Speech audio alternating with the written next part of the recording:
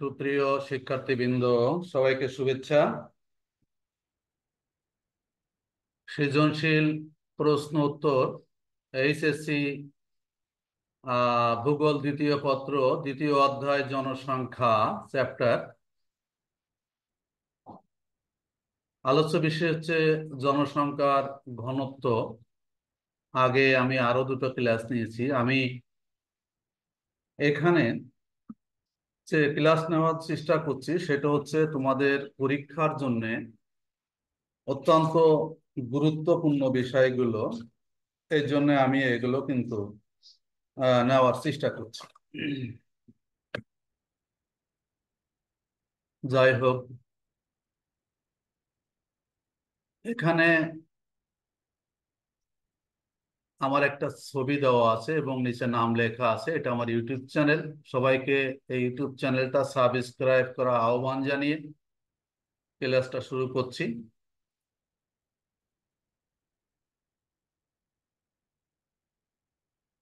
এখানে একটা উদ্দীপক দেওয়া আছে। উদ্দীপকের আলোকে কিছু প্রশ্ন দেওয়া আছে, সেগুলো একটু আলোচনা করব।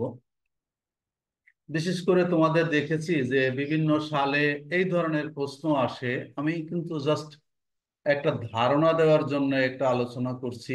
এইভাবে তোমরা যদি পড়ো তাহলে ঘনত্ব সম্পর্কে বাংলাদেশের যে বিভিন্ন জেলা আছে, বিভিন্ন অঞ্চল আছে, সেই সব অঞ্চলগুলোকে জনসংখ্যার ঘনত্ব কেমন, কোনো জায়গায় বেশি কোনো জায়গায় কম, এই বিষয়গুলো একটু মানে যদি বেশি গুরুত্ব দিয়ে দিতে পারো তাহলে এখান থেকে প্রশ্নের উত্তর লিখতে পারবে। এখানে দেখো একটা মানচিত্র দেওয়া আছে বাংলাদেশের। এখানে দেওয়া আছে বর্গোজ্জা, এখানে এখানে বরগুজা দেওয়া আছে আসলে ঢাকা মেগা সিটি, ঢাকা জেলাতে, যেখানে স্বাভাবিকভাবেই আহ জনসংখ্যার ঘনত্ব অনেক বেশি। তারপরে আছে সিলেটে। সিলেটে কিন্তু এই ঢাকার থেকে অনেক জনসংখ্যা কম, ঘনত্ব। আবার আছে রাঙামাটিতে। যাই হোক, আমরা তাহলে তিনটা জেলার কথা এখানে উল্লেখ করেছি। একটা হচ্ছে ঢাকা, একটা সিলেট, আর একটা হচ্ছে রাঙ্গামাটি। এই সিলেট থেকে আবার রাঙ্গামাটিতে পরিবেশগত বিভিন্ন সমস্যার কারণে, বিভিন্ন নিয়ামকের কারণে জনসংখ্যার ঘনত্ব অনেক কম। যাই হোক, এইটুকু যদি ধারণা থাকে তাহলে কিন্তু এর প্রশ্নের উত্তরগুলো দেওয়া সম্ভব। ক নম্বর প্রশ্ন হচ্ছে বাংলাদেশের জনসংখ্যার ঘনত্ব কত? জনসংখ্যা, খ নম্বর, জনসংখ্যা পিরামিড বলতে কি বোঝায় ব্যাখ্যা করো। গ আছে চিত্রে বর্গজ চিহ্নিত অঞ্চলে জনসংখ্যার ঘনত্ব অধিক হওয়ার প্রাকৃতিক কারণ ব্যাখ্যা করো। এখানে প্রাকৃতিক কারণের কথা বলেছে, এই যে ঢাকা জেলাতে। চ ও ছ চিহ্নিত অঞ্চল দুটির মধ্যে তুলনামূলক জনসংখ্যার ঘনত্বের তারতম্য বিশ্লেষণ করো। এখানে বলছে ছ তো সিলেট অঞ্চল, আর হচ্ছে রাঙ্গামাটি অঞ্চল। এই দুইটা অঞ্চলে জনসংখ্যার ঘনত্বের যে তারতম্য, ঘনত্বের যে কম বেশি, ঘনত্বের যে পার্থক্যপূর্ণ অবস্থা, সেটাকে এখানে বিশ্লেষণ করতে বলছে। তাহলে আমরা একটু আলোচনায় আসি। একটু চিন্তা করলে একটু কিছু কিছু প্রশ্ন, আসলে সব তো পড়া লাগে না, মূল বই কিছু পড়লে এগুলো উত্তর দেওয়া যায়। প্রথমে আসি, আমরা যে প্রশ্নটা আছে সেটা হচ্ছে জনসংখ্যার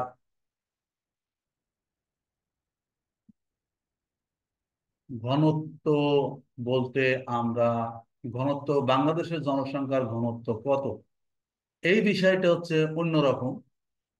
বাংলাদেশের জনসংখ্যার ঘনত্ব প্রতি বর্গ কিলোমিটারে 1119 জন। কোথাও কোনো বইয়ে 1109 জনও লেখা আছে। আসলে এখানে সালটা উল্লেখ করে দিতে হবে। 2022 সাল অনুসারে এখানে 1119 জন। এটা তোমরা বই দেখে নেবে এবং সালটা উল্লেখ করবে কোন আদমশুমারি হয়েছে। এবার আসো, আমাদের দ্বিতীয় নম্বর বলা আছে যে জনসংখ্যার পিরামিড বলতে কি বোঝায় ব্যাখ্যা করো। জনসংখ্যা পিরামিড নারী পুরুষের বয়স ভিত্তিক বিন্যাস গ্রাফে প্রকাশ করলে ত্রিভুজ বা পিরামিড সদৃশ যে নকশা তৈরি হয় তাকে জনসংখ্যা পিরামিড বলে। সহজ কথায় লেখা আছে, বলছে কি, নারী পুরুষের বয়স ভিত্তিক বিন্যাস গ্রাফে প্রকাশ করলে ত্রিভুজ বা পিরামিড সদৃশ যে নকশা তৈরি হয় তাকে জনসংখ্যা পিরামিড বলা হয়। এখানে আসলে এটা গ্রাফে প্রকাশ করা হয়েছে, সেটাকে অনেকটা কি হয়েছে, ত্রিভুজ আকৃতি আকার ধারণ করেছে, অথবা এটা একটা পিরামিডের আকার ধারণ করছে। এটাই জনসংখ্যা পিরামিড বলা হয়। জনসংখ্যা পিরামিড হচ্ছে কোন স্থানের জনমিতিক বৈশিষ্ট্য প্রকাশক গ্রাফ চিত্র। জনমিতিক যে বৈশিষ্ট্য আছে সেখানে নারী পুরুষ বয়স কাঠামো ইত্যাদি দেখানো হয়।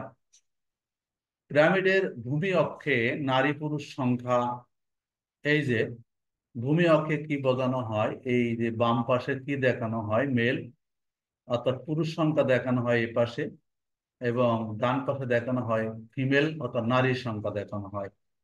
আর উলম্ব বরাবর কি দেখানো হয়, এবং লম্ব অক্ষে বয়স ভিত্তিক বিন্যাস, যার বাম পাশে পুরুষের এবং ডান পাশে নারীদের বয়স ভিত্তিক আয়তলেখ অঙ্কন করে দেখানো হয়েছে।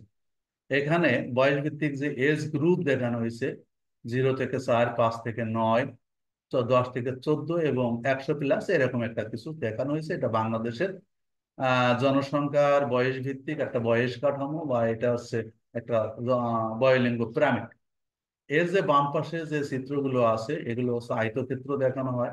একটা পুরুষের ক্ষেত্রে আয়তক্ষেত্র দেখা যাচ্ছে, নারীদের ক্ষেত্রে এটা আয়তক্ষেত্র দেখানো হয়েছে।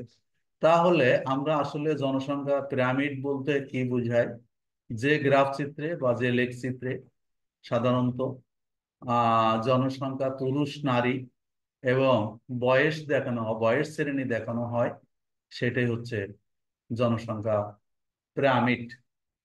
তাহলে আমরা জনসংখ্যা পিরামিড সম্পর্কে বুঝলাম। এটা একটু পড়ে নিও, মূল বইয়ে বিভিন্ন প্রকার লেখা থাকতে পারে, সেটা এইভাবে লিখলেই হবে। এবার গ চিত্রে যেটা আছে সেটা তো আগেই বলা হয়েছে। গ হচ্ছে ঢাকা জেলার কথা চিহ্নিত করা হয়েছে, এবং এই ঢাকা জেলার যে জনসংখ্যা বেশি অধিক, এটার যে কারণগুলো আছে সেগুলো ব্যাখ্যা করতে বলছে। আমরা সাধারণত কোনো জনসংখ্যার তারতম্যের পিছনে দুইটা কারণ, একটা প্রাকৃতিক কারণ একটা অপ্রাকৃতিক কারণ কাজ করে, অর্থাৎ একটা ন্যাচারাল ফ্যাক্টর কাজ করে, একটা ম্যানমেড ফ্যাক্টর কাজ করে। এখানে আমরা প্রাকৃতিক কারণ বলতে এখানে যা লেখা আছে সেটা আমরা পরে পড়ি। তোমাদের বইয়ে যে কথাগুলো সাধারণত লেখা থাকে, যে কোনো জায়গায় জনসংখ্যার ঘনত্ব অধিক হওয়ার পিছনে বা কম হওয়ার পিছনে যে ফ্যাক্টর গুলো দায়ী, তার মধ্যে প্রাকৃতিক ন্যাচারাল ফ্যাক্টর যেগুলো আছে সেগুলো আমরা ভূপ্রকৃতির কথা বলতে পারি, আমরা জলবায়ুর কথা বলতে পারি, আমরা মৃত্তিকার কথা বলতে পারি, পানির সহজলভ্যতার কথা বলতে পারি, খনিজ সম্পদের সহজলভ্যতার কথা বলতে পারি। এই যে 4-5টা কারণ আমরা এখানে দেখলাম, এই যে বললাম, এইগুলো কিন্তু এখানে আমরা আলোচনা করেছি। তা এখানে ঢাকা শহরে যে জনসংখ্যা অধিক, তার ঘনত্ব বেশি, সেটা চিন্তা, গোয়া চিত্রে কি হচ্ছে, বহির্ভূত চিহ্নিত অঞ্চল হচ্ছে ঢাকা। ঢাকায় জনসংখ্যার ঘনত্ব অধিক হওয়ার পেছনে বেশ কয়েকটি প্রাকৃতিক কারণ কাজ করছে। বাংলাদেশে সর্বত্র জনসংখ্যার ঘনত্ব একই রকম নয়, কোথাও বেশি আবার কোথাও কম। ঢাকায় জনসংখ্যার ঘনত্ব অধিক হওয়ার প্রাকৃতিক কারণগুলো, এক্ষেত্রে প্রথমে আসো ভূপ্রকৃতি, তারপরে মৃত্তিকার বৈশিষ্ট্য, তারপরে আসো পানির অবস্থান। ঢাকা অঞ্চলের সমতল ভূপ্রকৃতিতে কৃষি ও শিল্পের ব্যাপক প্রসার ঘটেছে। এখানে ভূপ্রকৃতিটা কেমন, সমতল ভূমি, এবং কৃষি শিল্পের ব্যাপক প্রসার ঘটছে, যা মানুষের বসবাসকে আকৃষ্ট করেছে। নদী তীরবর্তী অঞ্চলে, যেমন নদী তীরবর্তী অঞ্চল নারায়ণগঞ্জ, মুন্সিগঞ্জ, গাজীপুর, মৃত্তিকার বৈশিষ্ট্য মৃত্তিকার বৈশিষ্ট্য কৃষিকাজের অনুকূল হওয়ায় এখানে নিবিড় বসতি গড়ে উঠেছে। ঢাকা অঞ্চলে আরো কি আছে? পানির সহজলভ্যতা, নদী ছাড়াও গভীর মৃত্তিকা স্তরে পানির মজুদ রয়েছে, মানে পানীয় জলের এখানে অভাব কম। বাংলাদেশের বর্গোজ্জা চিহ্নিত স্থানে অর্থাৎ ঢাকায় প্রাকৃতিক এসব নিয়ামক বা কারণগুলো বিদ্যমান থাকায় এখানে জনসংখ্যার ঘনত্ব অধিক হয়েছে। প্রাকৃতিক নিয়ামক ধরনগুলি বিদ্যমান থাকার স্থানে অন্তত মতো অন্যান্য অঞ্চলের চেয়ে অধিক হয়েছে। এখানে দেখো, আমি একটা চিত্র দেওয়ার চেষ্টা করেছি, এটা তোমাদের দেওয়া লাগবে না, তারপর আমি একটা ধারণা দেওয়ার জন্য।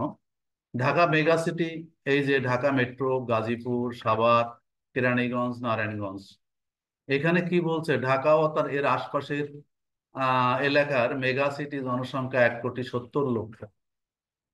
প্রতিদিন নতুন যুক্ত হচ্ছে 1,700 মানুষ এই ঢাকাতে। ঢাকা মেগা সিটিতে বছরে বাড়ছে 3.82% হারে। দেশের জনসংখ্যার 10% মেগা সিটিতে বসবাস করছে।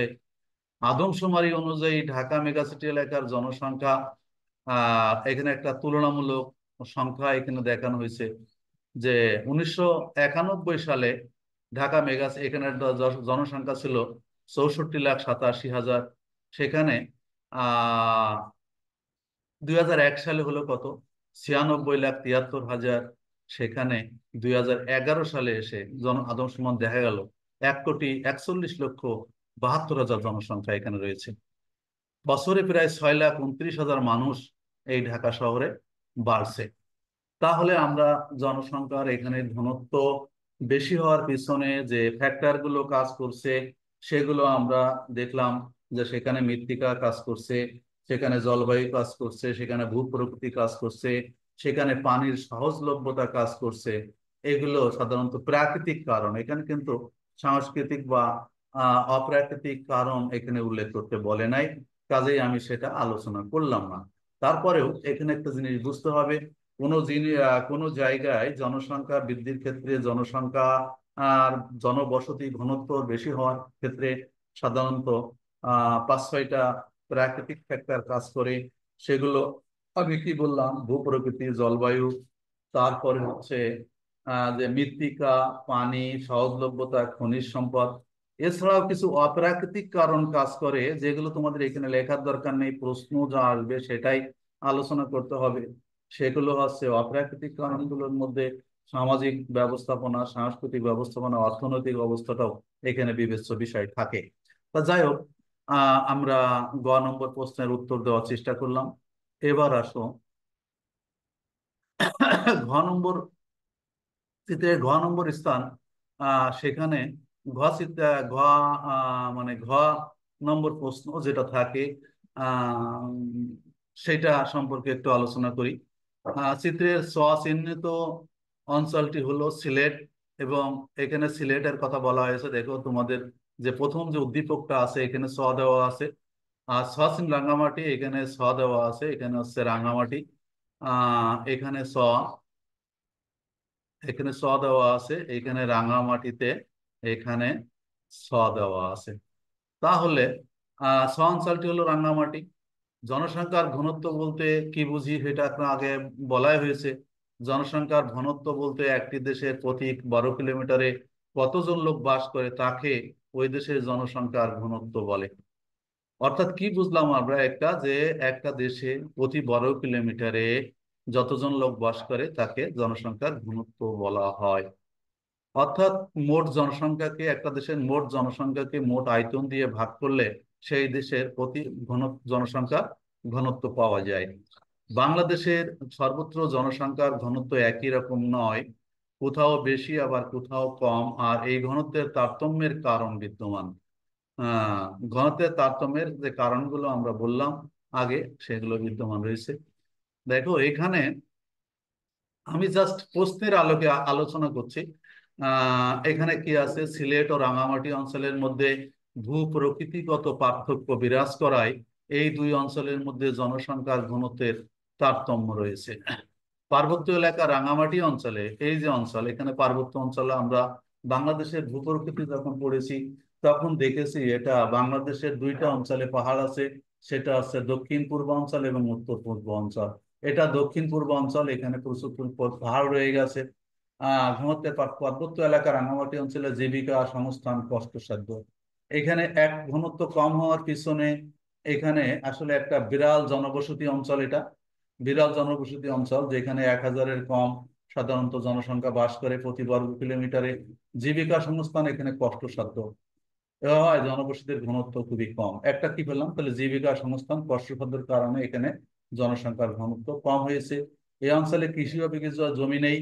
এখানে আরো একটা জিনিস নেই যে পাহাড়ি অঞ্চলে রাঙ্গামাটিতে সাধারণত কৃষি উপযোগী জমির পরিমাণ খুব কম, কৃষি ফসল ভালো উৎপাদন হয় না, কাজেই এখানে জনসংখ্যার ঘনত্ব কম হয়েছে। ভালো রাস্তাঘাট, রেল সংযোগ না থাকায় জীবিকা সংস্থান, এখানে ভালো রাস্তাঘাট নাই বা রেল সংযোগ নাই, যোগাযোগ ব্যবস্থা ভালো নাই, কাজেই এখানে না থাকায় এখানে কর্মসংস্থান খুবই কষ্টসাধ্য হওয়ায় এখানে জনসংখ্যা ঘনত্ব খুবই কম। তারপরে অনুন্নত যাতায়াত ব্যবস্থা, তারপরে বনভূমি ও ভূপ্রকৃতিগত কারণে স্থান জনবিরল, জনবিরল অঞ্চলে পরিণত হয়েছে। তাহলে এই যে রাঙামাটির অবস্থা আমরা এখানে যে করলাম, সিলেট অঞ্চলও তেমন ভালো না, তো সিলেট অঞ্চল থেকেও এই অঞ্চলটা আসলে জনসংখ্যার বসতি ঘনত্ব আর পিছনে কোনো যুক্তিকতা নাই। এখানে জনসংখ্যার ঘনত্ব কম এবং বিরল বসতি অঞ্চল। অন্যদিকে রাঙামাটির তুলনায় সিলেট অঞ্চলের জনসংখ্যার ঘনত্ব অনেক বেশি। এর পিছনে যে কারণগুলো আছে, এই অঞ্চলটায়, এই অঞ্চলে ভালো রাস্তাঘাট আছে, রেল সংযোগ আছে, আমরা যারা গেছো তারা বলতে পারবে। উপযুক্ত পরিমাণ থাকায় জীবিকা সংস্থান তুলনামূলক সহজ হয়। সিলেট অঞ্চলে জনবসতির ঘনত্ব অনেক বেশি। যোগাযোগ ব্যবস্থার একটা ফ্যাক্টর যা জনসংখ্যার ঘনত্বের তারতম্য সৃষ্টিতে সহায়ক ভূমিকা পালন করে থাকে। সুতরাং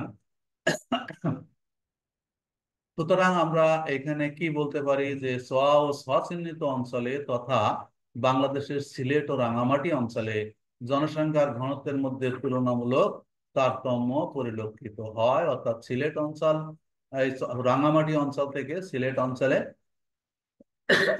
জনসংখ্যার ঘনত্ব বেশি থাকে। আবার অনেক সময় তোমাদের দেওয়া থাকে যে এখানে ধরো এটা কি, এটা হচ্ছে বাংলাদেশের দক্ষিণ অঞ্চল, এই অঞ্চলটা হচ্ছে সুন্দরবন। আমি একটু আলোচনা করে দিই এখানে এই সুন্দরবন অঞ্চলে এই অঞ্চলটা এবং এই চট্টগ্রাম অঞ্চলের তুলনামূলক আলোচনা করতে বলে, বা এই অঞ্চলটা বা সিলেট অঞ্চলের তুলনামূলক জনসংখ্যার ঘনত্বের তারতম্য বিশ্লেষণ করতে বলে। সে তখন কিন্তু এই যে সুন্দরবনে কিন্তু আসলে লোক বসবাস করে না, এসব অঞ্চল থেকে কিন্তু এইসব অঞ্চলের অবস্থা ভালো, এর থেকে জনসংখ্যার ঘনত্ব এই সমস্ত জায়গায় বেশি। তার মধ্যে যে ফ্যাক্টর গুলো আমি আলোচনা করেছি ওগুলো আলোচনা করা যেতে পারে। তো যাই হোক, এইভাবে যদি তোমরা প্রশ্ন বোঝার চেষ্টা করো তাহলে প্রশ্ন যেভাবে ঘুরিয়ে ফিরিয়ে যেভাবে আসুক না কেন, যে জটিলতায় সৃষ্টি করুক না কেন, প্রশ্নগুলোর উত্তর দেওয়া অতি সহজ হয়ে আসে। যাই হোক, সকলকে অসংখ্য ধন্যবাদ জানিয়ে আজকের মতো এখানেই শেষ করছি। আল্লাহ হাফিজ।